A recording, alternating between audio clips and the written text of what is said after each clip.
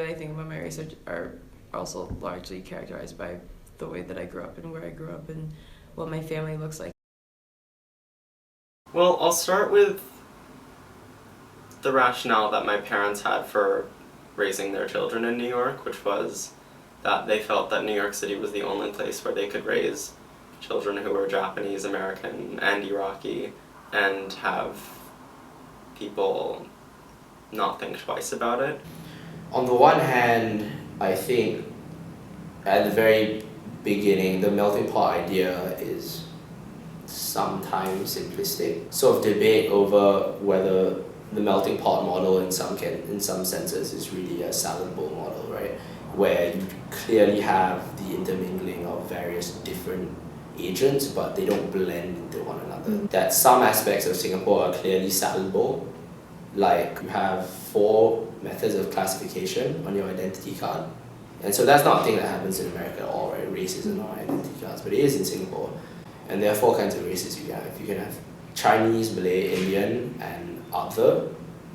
Other comprises Eurasian, Caucasian, whatever. It's like what you don't necessarily understand or what you don't necessarily have the time to quantify as separate. You lump in all together and blanket it with like an identity.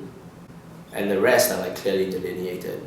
But then above it all exists this kind of, spiel of like a multiracial, multi-religious society of Singaporeans who all speak Singlish to some degree. And Singlish is truly an example of like a melting pot in the linguistic sense, right? Because everyone gets acclimated to it. Everyone throws in their bits of identity into the formation of that language. New York, on the other hand, is kind of reversed in that sense.